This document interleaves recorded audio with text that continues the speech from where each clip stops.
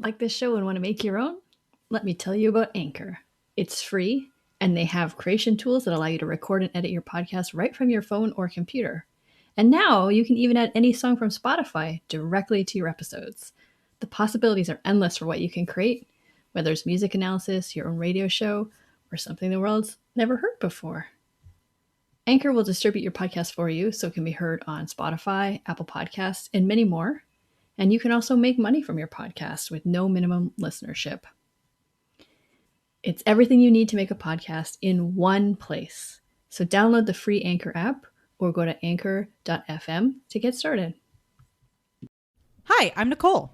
Sarah. Hillary. And we're the hosts of the Feminine Mistake podcast. Each month we sit down with a guest to watch movies that are 20 years or older. And see how they hold up to today's modern feminist lens. Why do mermaids have such low self-esteem? Why is it so funny when men take care of babies? What exactly did Jenny die of in Love Story? These are the kind of hard questions we ask ourselves on the Feminine Mistake podcast. The Feminine Mistake podcast, now available on Apple Podcasts, Stitcher, and Podbean.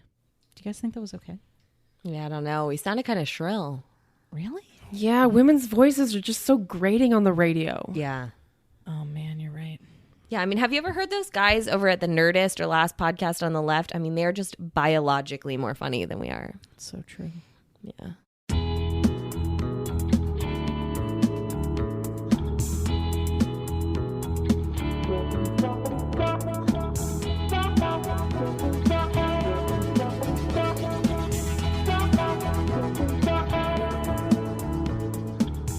Welcome to the Vocal Fries Podcast, the podcast about linguistic discrimination.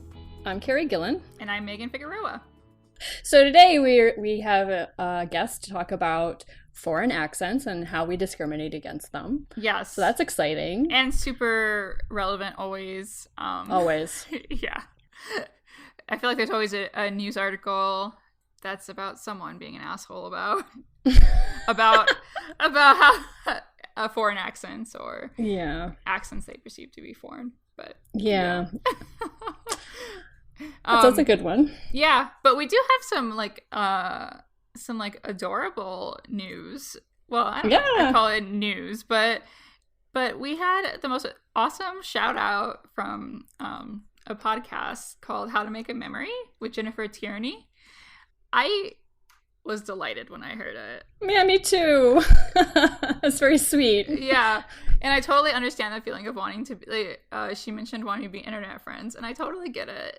It's like, there are people I'm like, I want to be, like with My Favorite Murder Ladies, I'm like, I want to be internet friends. Let's be friends. So it was like super sweet to hear someone say that about us. And yeah. So hi, internet friend. Yay, internet friends. Yeah, and how I found out even that she even talked about us was through, her podcast has just joined, I think it's called The Legend podcast network, run by Matt Mitchell and from Geekend Warriors. And I just had a conversation with him yesterday, and he pointed out something about our discussion about literally and all those words, but he was talking about irregardless and how apparently, I did not know this, I don't have this stereotype, but stereotypically people associate irregardless with Latino people and culture. And so maybe that is why that woman who wrote the 15 words you should get rid of from your vocabulary, or however many it was, why she ended her post with Jefe. And I think it was specifically about irregardless, was it not? Probably. Yeah. I've already forgotten, so let's say yes. Yes, let's just make it worse on her. But yeah, so that's why she used it, because she was like primed by this. Yeah. And I mean, I feel like when you write something that's like eventually edited, maybe you take out the things that are super racist that you were primed to write. Like, that is not, I mean, again, this is only speculation, but from other evidence that we're drawing upon. But it's like, that's not cool, lady. That's way more offensive than I thought. Like, I was thinking. I was already offended because I was like, there's something wrong here. But, but if that's what she's picking up on. Yeah, because it didn't make sense. Like, if she was using it the literal Spanish way, like, why are you calling your readers boss? Like, that doesn't make any sense. Right. And if you're using it in this sort of more casual English way, which I don't really understand what it really means in English, but whatever. It still didn't feel right. If something felt wrong, but then I was like, well, maybe there's a real legitimate reason to use it. But no, I think you're right. I think it was racist / ethnicist. Yeah, and we Googled, because, that's how you find... Oh, no. Okay, so listen. Before I say... so I looked it up. Yep, 15 words you need to eliminate. She definitely says jefe under number 15, irregardless. This doesn't mean when you think it means jefe. Oh, shit, that's so racist. Oh, great. Or ethnicist. That's fantastic. All right. Yeah. No, he was absolutely right. So thank you, Matt, thank you for letting us know, because I really didn't know. Yeah. And I feel like I should have known, but for some reason this is just not a stereotype that I have, like, at all. Well, I feel like I super should have known. but since we didn't, we Googled it, and we found the Miami New Times has like a little primer on Miami slang. And it has irregardless in there. Mm-hmm. So they claim that it's Miami for regardless, which is silly because it's way bigger than that. But it does tell us something about how it's perceived. Yeah, especially since it, this article seems to be related to Spanish. Yes. At least influenced by Spanish speakers or influenced by people in that community. Yeah. And they also have, I wanted to point out, literally. And they say, like millennials everywhere, young Miamians are prone to overuse and misuse the word literally. So but it literally might be more ubiquitous. Ubiquitous. Ubiquitous. It's just not a word I ever say, Carrie. I know. I'm sorry. It was just so cute. And I would have done the same thing. I would have done the exact same thing. It might be more ubiquitous here than anywhere else. Yeah, it's not. Probably. I mean, yeah. So there again is this kind of ageist assumption that literally is just quote unquote overused by young people, and again, misuse, overuse. Hashtag, I can't get over it. I can't wait for the next generation to get picked on, because it's going to be all the same stuff. Every single thing. Yep. I know. I mean, I guess I'm going to be the generation that's going to be picking on, since I'm a millennial. But, I Just remember how picked on you were. So, for some reason, Gen X forgot how much we were picked on. Yeah. Like, we were the slacker generation. So there's all this, like, how lazy we were, all that stuff, and none of that turned out to be true. Yeah. Anyway. I mean, generations are completely socially constructed. Like, there's nothing there at all, right? It's just like, oh, we're just going to carve up humanity into these slices. But even setting that aside, just pretending that it's real, like, the generalizations made are almost always the same from the next one to the next, and it's always bad. Those young people, wow, do they really suck today? Yeah. I mean, so sing a different tune. Yes, it's getting boring. I'm bored with your hatred. So it is very boring. Yeah. All right. So that Time article is worse than we thought. Fantastic. Okay. Yes. That's the moral of that story. If you think it's probably a little racist or ethnicist or somethingist, it probably is. Yeah. It probably is. Sometimes it isn't. And I do want to make sure that we, like, at least give the benefit of the doubt until we have evidence. But, like, just in the back of your head, file it away of, this makes me uncomfortable. Yeah. And why does that make me uncomfortable? Sit with that and question it, because there's, we could all do that a little bit more. I don't want people to, like, I don't want to be like, I want you to feel uncomfortable, but also, like, that's where growth is. So yeah, no, uncomfortable is good. I mean, you can't do it 24/7. Like, you do need to have your comfortable time where you're in your pajamas and not doing anything. But you do need to be discomforted sometimes. Yeah. So All right. And then one more thing. We don't know what we're going to be doing yet, but we are going to be at Phoenix Comic Fest, formerly known as Phoenix. Ubiquitous. Exactly. Comes back to bite you. Phoenix Comic Con, which they no longer could call it Comic Con because of the San Diego Comic Con. But anyway. Yeah, they were like, we want it. We started it. You can't have it.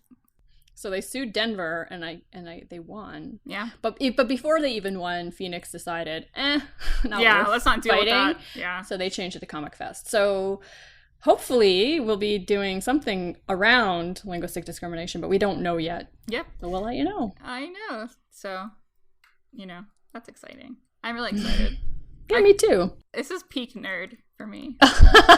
Yeah, I've already done it, and the one that was probably the nerdiest was the constructed languages one. Yeah.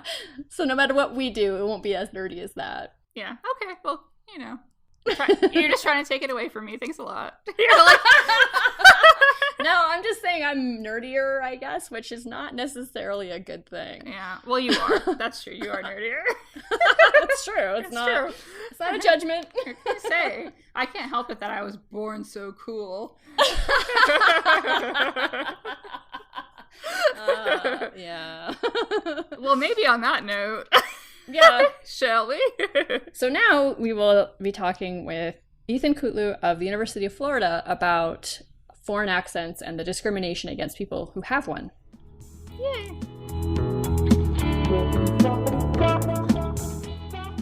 Okay, so today we have another guest. Ethan Kutlu is a PhD student at the University of Florida. He works on bilingualism, sociophonetics, and cognitive science. He's trying to understand the differences between first and second language acquisition. And probably more importantly for what we're going to be talking about today, he's currently a member of the team investigating factors impacting native speakers' foreign accented speech judgments. So welcome, Ethan. Hi, Carrie. Hi, Megan. And hi, everyone. Oh, Thanks for being on the show. Yeah, thanks for having me. Of course. so you're in Florida right now. Yeah, I'm in Florida, Gainesville, Florida. Exactly. Yeah, I've actually heard a lot of good things about Gainesville. Yeah, Gainesville is an excellent city. Yeah. I'm enjoying it a lot. Oh, that's good. Cool. Awesome. Is this so did you do your master's before you started your PhD? Yes, I did my master's in Canada in cognitive sciences. Oh, okay. So I was wondering, Yes, if this is the first time in the US for the PhD? Yeah, that's my first. Yeah, I mean I'm here for the last 3 years, but Cool. before that I haven't been to US. Yeah. Cool. Yeah, so actually I met Ethan, kind of met Ethan. Yeah. Through my friend Solvega Armoskaiti, who was in the same location, at the same university? Right, yeah, Yes, you guys were at the same yeah. university, right? Yeah. Yeah. In Canada. Yeah, she was in Ottawa. Yeah, okay. They were in Ottawa together. Yeah. Okay, Yeah. cool. Okay, so let's begin with what we're actually here to talk about, which is foreign accented speech. Yes. I mean, I feel like it's always, I was going to say, I feel like it's like in the forefront of media, but it's always important. There's always something about foreign accented speech, because people are always being assholes. Well, to most foreign accents, I guess, not all, because Right, British good point. accents are not really Yes. discriminated against in the U.S. Right. That's true. Exactly. Yeah. Yeah, that's actually what I'm working on, because so what we have right now is that people when they say that, oh, this person sounds accented, it might go both ways actually, because it might sound like, oh, they have a prestigious accent, so they might be from a country that has prestige over other countries, or oh, this person has an accent, so I'm not gonna even pay attention because they're not from here. So that's a very crucial information for especially our society right now. Yeah. And so I guess we should just start as if Megan knows nothing. and just And just what is an accent? Yeah, so that's an excellent question because and from scientific point of view, there's no answer for that right now. Believe it or not, it's a very complex terminology that people just throw it in a bunch of different scenarios, but they don't know why they're using that term. So the way in the past when people use accentedness is was related to kind of intelligibility. So intelligibility is a phonetic measure, and it's actually an objective measure that we can ask people how they perceive certain sounds or certain words or certain sentences, and we want them either to pronounce it out loud or we want them to type it. And from their errors, we can actually count how much they understood from that utterance. So that's the objective measure. But when it comes to accentedness, it's very subjective. It's how you feel about certain sounds or certain people and how they speak. And in the past, as I mentioned, it was related to somehow intelligibility, but right now we have studies suggesting that we can actually understand certain populations very well with no problems in terms of speech perception, but we still love to label those populations as, oh, it's very accented.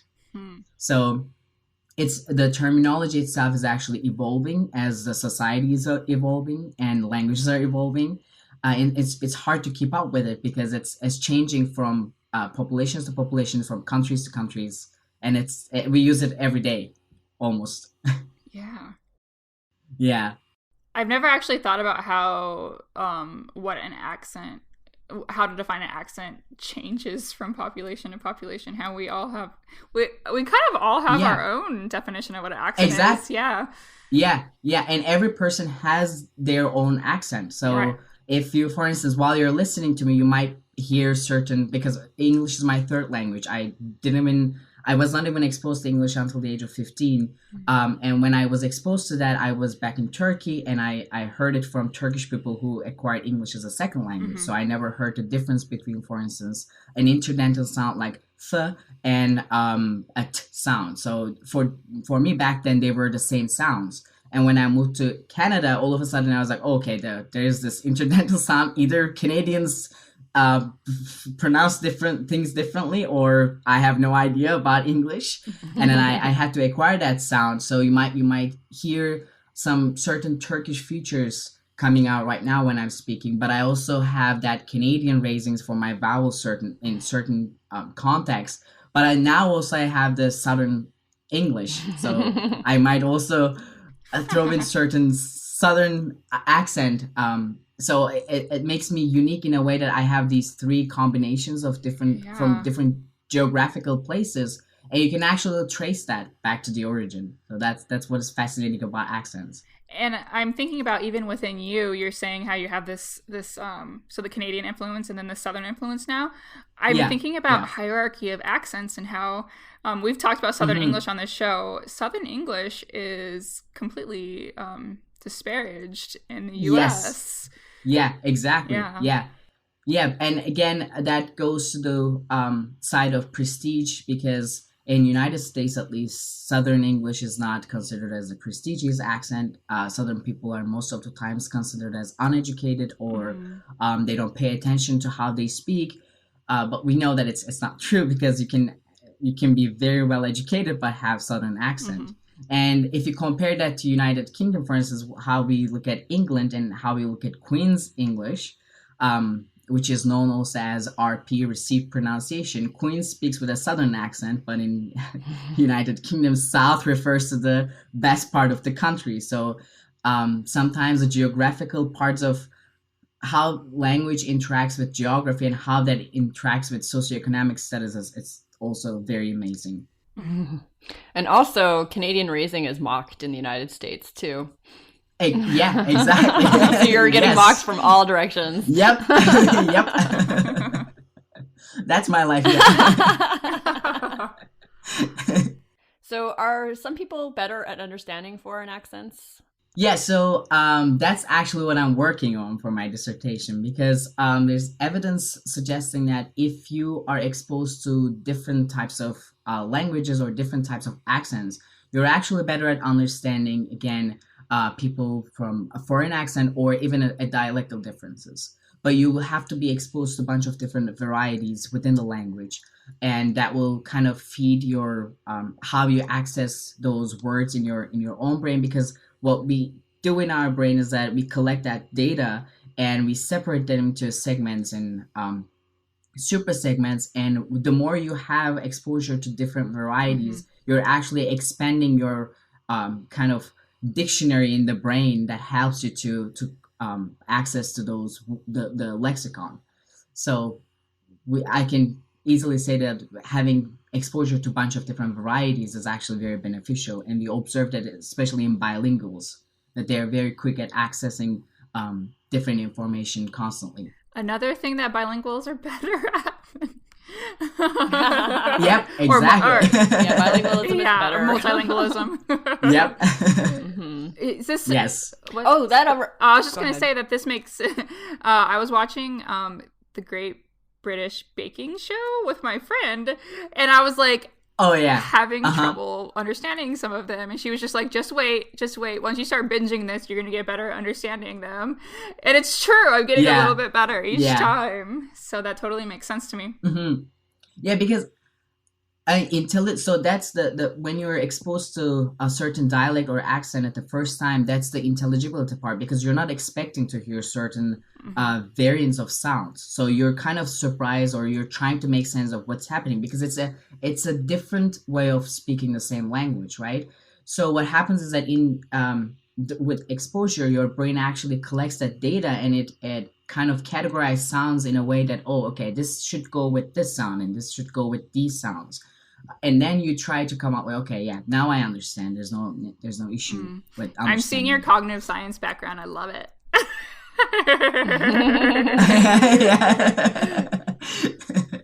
Yeah, it surfaces in my life a lot. I can't stop that. Nor should you. Yeah. So you actually mentioned earlier that English is your third language. I'm assuming your first language is Turkish? Yes. And what's your second language? I acquired French before English. Okay. Yeah. But if you ask me whether I can speak French right now, that is not the case. I can understand it, but because I haven't been speaking for a long time, I think I lost the production. But I'm still, I think I maintain the comprehension part, and it's very bad. It's terrible. I don't know why it happened, but it's on me. I think I focused on English a lot and just kind of postponed French for a little while. Yeah, it's hard when you're not speaking a particular language. You don't have the practice. So yeah, my French is gone. Whatever I had before, I mean, I do understand some of it, not as much as I used to, but production, it's not great. Yeah. So I'm thinking about how, okay, y'all are talking about second languages, third languages you speak. I feel like for some people, they're kind of intimidated by learning another language because they're afraid of sounding accented or having an accent. Yeah, that's the biggest issue in bilingualism and multilingualism, especially in the Northern American context right now, because when we look at European countries, being a bilingual or multilingual is actually the standard. So you have to maintain a bunch of different languages, and people don't make fun of your accent, or they don't label you, oh, you don't sound as someone from Belgium. You know, you don't hear those. People generally say, oh, you speak Belgian French, for instance. But when it comes to the United States, we actually have, again, studies looking at immigrant populations or people who came here a long time ago, and their children right now are actually showing a lot of depression patterns because they feel that they're singled out, they're left out in their communities or at school, especially in the school environment, so at the education level, because their friends or peers call them as, oh, you sound weird or you sound different than us. So that us versus them distinction happens a lot when you speak more than one language.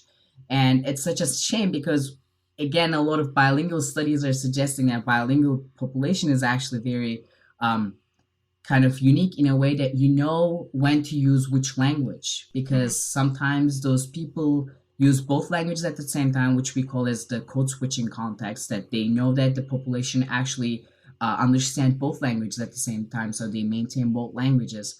But in another context, they might say, oh, no, this is a specific English-speaking context, so I should maintain English and, for instance, stop my French coming out. So they have that control ability of two languages. And it's amazing because it's training, lifelong training. And when you hear that, oh, but these people are kind of left out because they sound different, it's just heartbreaking, because that's going to be our future. Those kids will be growing up feeling left out and questioning themselves. And that also leads to another problem about identity. Right. A lot of bilingual kids want to leave one of their identities just to sound perfectly American or sound perfectly I don't know, as Southern American English, because they cannot maintain it, because their communities don't allow them to maintain both. That's a huge problem. I guess I'm the only American here, so let me just say what the biggest problem with America. One of them is, I was gonna say, wait, one of them. Sorry. Yeah. One of the biggest problems with America is this us versus them mentality. Them. Yeah. It's horrifying to me. It's disgusting. And you said it, accented speech or people that are kids that are, grew up speaking Spanish, and they try to get rid of Spanish because, they want to fit in when they go to English speaking schools. This is horrible that we're doing this to kids, and it's totally the us versus them thing. They want to be an us, right? Like, that's what it's survival. Yeah. So it's absolutely just heartbreaking, and we really need to fix it. America needs to fix a lot of things. Because there'll be a lot of power coming from understanding different populations and how we can make everything, instead of looking at separate groups as out groups, maintaining an in-group mentality. Because then we can actually advance, because from all our individual uniqueness, we can form a better society. Right. I think it's kind of a utopia, but still, I think we should work on that. Yeah, me too. Yeah. I mean, it's true that you're never going to get a perfect society, because that's just not how humans are. But we can make things better. And one way we can make it better is to be more accepting of other people and other ways of talking. And I mean, the first step is realizing how we are othering people so much by the way we speak, or how we're judging people by the way we speak. It's... I think the first step is acknowledging it. It really is. And some evolutionary linguists actually assume that it kind of accentedness is evolved with our own evolutionary path, that it was kind of an alert system for us to, this person is not from our group, this person is not from our community. So we got very sensitive to certain phonological or phonetic differences or variants that we can detect that single feature not being from our community. So we can easily say, this person is from outside. This is an outsider. But in time, we take that alert system to the extreme level of leaving people out and labeling them and causing them depression. It's the unfortunate way of using our evolutionary path to make sense of the world. Because when you look at it, it could make sense that, I understand the difference, that it sounds different, that person might be that person might be an outsider, but it doesn't mean that person is less of a human or less of my own kind. Right. That's the part that's killing us. Right. Because we don't do it when Queen Elizabeth speaks RP. We don't do that when someone with a slight French flavored English speaks to us, because we love those kind of other accents that are prestigious. We love to hear them. And people, again, studies suggest that when people have that European sounding, Americans actually love that, and they fall in love easily. So it's not always a threat for us. But when we hear, for instance, someone speaking with an Indian English in United States, or with features of Asian languages, then we kind of stop and it's like, okay, no, I cannot accept it. I cannot even understand it. I cannot even listen to this. And it surfaces a lot in institutions like universities, because in United States, a lot of the graduate students are international students. And a lot of these students have fellowships that requires them to teach or to interact with undergraduate students. So on that side, for instance, I'm very lucky because at University of Florida we don't have the same policies, and especially in my department, I'm very lucky because I'm an international student and I've never been treated like that. But I also know cases in the United States where certain international students were kind of banned from teaching because undergraduate students did not like their accents, and that's a terrible thing because you come to a country to have education, but then people say that, oh, I don't understand you, so you cannot teach me. Another problem with student evaluations, by the way. I've seen horror Yeah. stories about student evaluations where students just totally shit on people's way of speaking and their accents. It's terrible. Yeah, we actually, Carrie, I think you guys shared that on Vocal Fries about the Canadian incident where one lecturer was labeled as being accented and students hated her on Rate My Prof, I think. Yep. Yeah, so those stories are always emerging because students don't appreciate the varieties, or students don't appreciate accents. They just look at it from a perspective that, okay, this person it sounds different and they look kind of different from what we look, so I'm just going to go ahead and not listen to that person. Oh, I think that's important too. They look different than we look because, as Carrie said at the beginning, British accents were like, oh, or like Australian, like, oh, it's very. I've heard like, oh, it's very sexy. You know, like people will actually think it's an advantage, but these people are mostly white, right? When we talk about. Exactly. So there's that part of accentance going with race and ethnicity, because if you belong to a race or an ethnic group that's totally different from the context that we are looking at, and if you have slight deviations of with the language at the language level, then you are more likely to be judged heavily in terms of your accent. Whereas if you're following under being white and being in countries that are kind of close to the United States, then you'll be probably, you're likely to be judged as, oh, it's a prestigious accent. They're from Britain or they're from Australia. They're good people.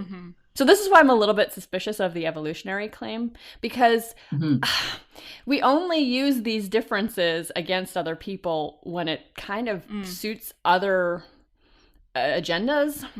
So I mean, maybe we were evolutionarily not designed exactly, but pushed to hear differences, but like we only use it in a bad way when it suits us. So so exactly. So at that level, it really interacts with the political situation all around the world, because we take that evolutionary path in a way that, oh, I'm going to use it for my purposes, because if it serves me, then I'm fine. But if it doesn't, then I'm going to just keep labeling other people. It goes really well with political situation and geographical situation right now in the world. Definitely. Yeah. Okay. So what I'm hearing is that some of the accents that are the most judged, and I agree with this, so let me know if I'm getting this wrong, but mainly Asian accents are treated as the worst. Is that right? I would say Asian and South Asian. So if you're looking at any type of societies that are falling under that East Asia or South Asia, they will be judged heavily accented. Yeah, from my own personal experience, I would definitely say that that's true. I remember when I first got to university as an undergrad, one of my professors was, I think, Korean, certainly East Asian anyway, and many of the other students were just like, I can't understand him at all. And I was like, he did speak fast, and it was math, so it was very difficult, but I didn't think that the intelligibility was as bad as many of the other students said. Yeah, so I definitely noticed the racism back then. Yeah, and right now, again, because universities are also changing in a way that, we have to kind of have this as a marketing issue that, we have all lecturers speaking in the best way possible because all our students will benefit from that. Then we maintain the idea, and unfortunately that's affecting a lot of graduate students and also lecturers, and even tenure track position faculty members as well, because if one student says, oh no, I couldn't understand this person because they had accent, then it's probably the ending for that person, which is just terrible. Yeah, agreed.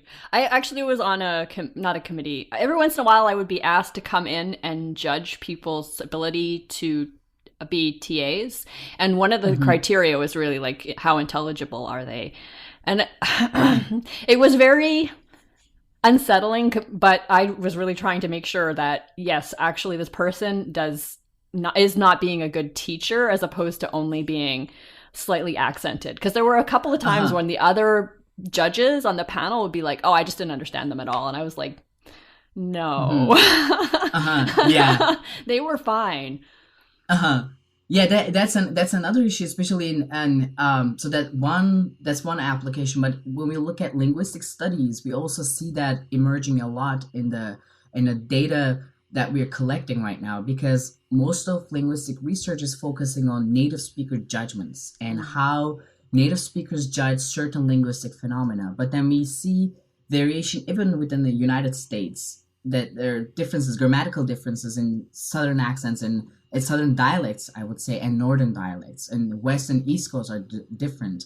So when we look at, again, linguistic studies just focusing on one single population and targeting them as standard, and that's how, we're not saying that that's not how people speak or should speak, but we're actually implicitly saying that, because we're only collecting data from monolingual speakers or native speakers. I mean, thankfully that changed a little bit in the last couple of years, but still we're not doing a lot of progress in terms of having varieties in our own research. That's true. Yeah. I'm curious to know what the situation is like in Turkey. Is there any sort of similar judgment against regional dialects or foreign accents or anything like that?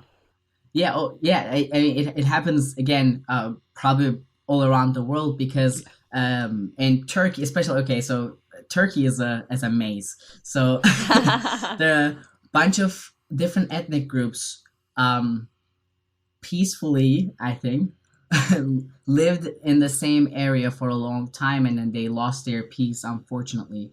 But we also have a lot of outsiders who moved to Turkey back in time, and they just wanted to stay there because of the nature of other opportunities. But when we look at the populations, if you're from the western part of the world, you're judged as being more polite, more educated, you sound better. Whereas within Turkey, if you speak slightly with Anatolian dialects, which is the kind of central part of Turkey, you're not educated. People should not listen to you because probably you're not urban citizen, but you're a rural citizen. And it surfaces a lot in the southern part of Turkey, where we have the border with other Middle Eastern countries, and where we see a lot of Kurdish-Turkish bilingualism. So that was, back in time, it was a huge problem because Turkey's constitution did not allow people to speak other languages after the republic was formed, and there were reasons behind that. One reason was to form a unified country and taking extreme precautions towards separating bunch of different ethnic groups. But then in time, it created a lot of stress on people, because then we didn't let people speak their own mother tongue, and then that created that harsh environment for both Turkish people and people who live in the border and identify themselves as Kurdish or half Kurdish, half Turkish. Recently, we have implemented the new constitution saying that people can speak Kurdish, and in some schools they can actually maintain their Kurdish. They can take Kurdish classes, but at the government level, we still don't have enough support. I think they're still working on that. Honestly, I don't get updates much from Turkey as much as I did in the past. But I think they're still working on maintaining at least Kurdish as one language in the southern part. But then there are other dialects. We have the Black Sea region dialect, which has a lot of features from Russian and eastern parts of Turkey. So they have a bunch of different dialects in there, and we don't maintain those, and they're dying. So that's really unfortunate, because again, singled out those individuals that, oh, you're from Black Sea region, you probably are not educated, you're just probably working in a farm collecting tea, and you're not a good person. Those things also happen in Turkey, even back when I was there, and I'm pretty sure it's still happening. It's always the same bullshit. Yeah, I mean, exactly. What's wrong with picking tea? I drink tea every goddamn day. It's the best. Yeah, and that region is almost providing 95% of the entire country's tea consumption. It's coming from there, so. And Turkish people love tea, so we should treat them better. Exactly. We should respect the people that feed us, and I guess in this case it's not really feeding, but still, like, comforts us, nourishes us. Right. Exactly, yeah. Stop being assholes, people. Yes. I mean, in some ways it makes me feel better that everybody, that this is just a common thing about humans. But in another way, it makes me feel worse, because then I'm like, can we ever fix this? Right. I think we can get better, you know, baby steps, we can get better, but I mean, that's still upsetting. Yeah. That's why we have the podcast, right? We're hoping that there is some room for growth. Exactly. We're not just tilting at windmills, I hope. Yeah. But I get what you're saying, that you're happy, or not happy, but you're glad to know, you're kind of glad to know that it's not just us that are assholes. I knew that, but but it's amazing how this urban-rural divide is just so common. So common.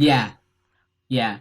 It's again, we started doing that back in time sometime, and then we start labeling people for being hardworking and for feeding other people. And that's why we're losing our farms today. Yeah. That's why we're losing everything, because those people stopped doing that after a long time of being treated as, oh, you're not a good citizen. You're just a person who's working for us.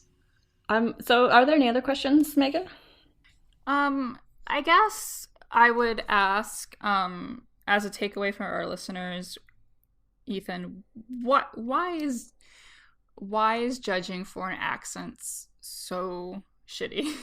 Like, if you decide, like, one takeaway, if our listeners, if someone asked them tomorrow, why is it so shitty to judge people on their accents, what would you want them to say? It's gonna, so what goes around comes back around.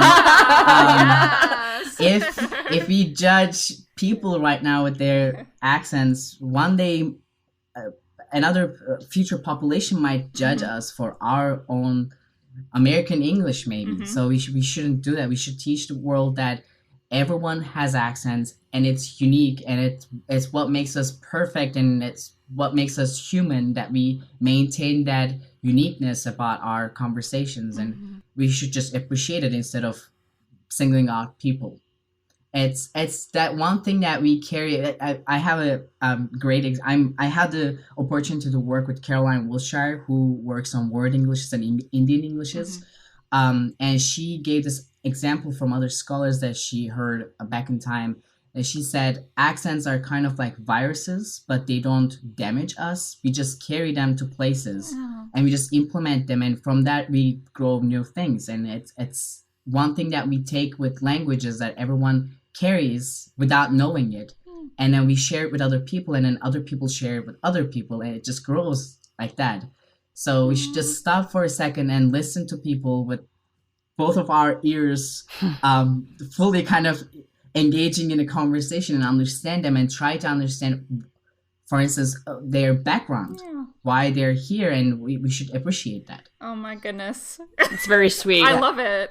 Me too. I never thought I'd get like glistening-eyed over a virus analogy, but here I am. I love it. Yeah.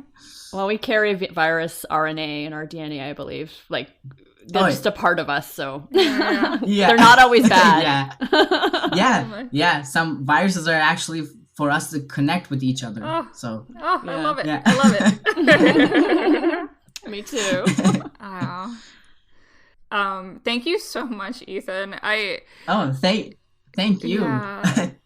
Yeah, thank you for having such a great platform for related to linguistics, first of all, because I teach introduction to linguistics, and I keep telling my students to listen to your podcast, and some of them are listening to you, and sometimes after class they come and talk to me about the podcast, and we're just having this great conversation. So thank you very much for making linguistics great.